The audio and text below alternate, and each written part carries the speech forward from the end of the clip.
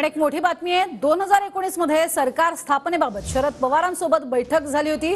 Republic भारतच्या मुलाखतीमध्ये Devendra Fadnavis यांनी खळबळजनक दावा केलाय। अजित पवारांसोबत शपथ घेण्याच्या 4 दिवस आधी पवारांनी भूमिका बदलली। शरद पवारांनी डबल गेम करण्याचा प्रयत्न केला असंही देवेंद्र फडणवीसांनी म्हटलंय। शरद पवार जी की मिस्ट्री को समझना है तो उनकी हिस्ट्री में जाना पड़ेगा, तभी आप उनकी मिस्ट्री को समझ सकते हैं। बिल्कुल आपको स्पष्ट रूप से कहता हूं कि जिस समय उद्धव जी ने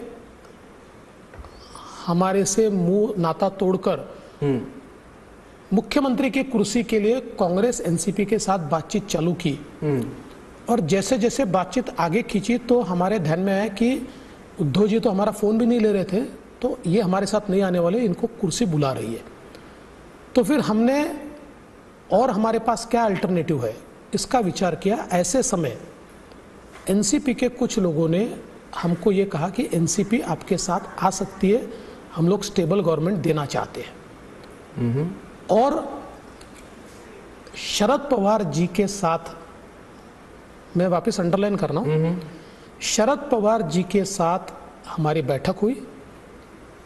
उस बैठक में यह तय हुआ कि महाराष्ट्र में सरकार बनाई जाएगी।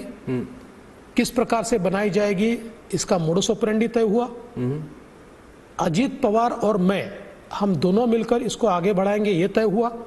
सारे अधिकार हम दोनों को दिए गए।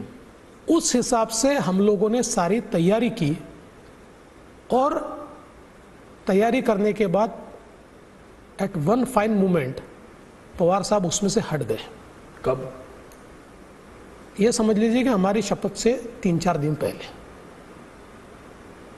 अग्रीमेंट हो चुकी थी। बिल्कुल। शरद पवार थे। हाँ जी। आपकी और शरद पवार की मीटिंग हुई। हाँ जी। उन्होंने प्लान किया कि बीजेपी के साथ गवर्नमेंट बनाएंगे, बीजेपी के साथ गवर्नमेंट बनाएंगे। उन्होंने अजीत पवार को पूरी अपनी ब्लेसिंग दी। और फिर Ajit Pawar was left with no alternative than to come with me, क्योंकि हम लोग तैयारी पूरी कर ली थी। वो तो एक्सपोज हो जाते, वो तो खत्म हो जाते। तो इसलिए अजीत पवार ने और हमने शपथ ली।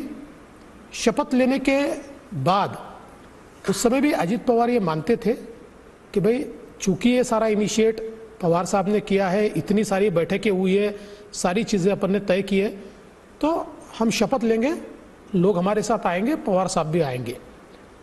पवार साहब नहीं आए और फिर कोर्ट में जो हुआ वो भी आप लोगों ने देखा। तो कुल मिलाकर हमको वो सरकार तोड़नी पड़ी।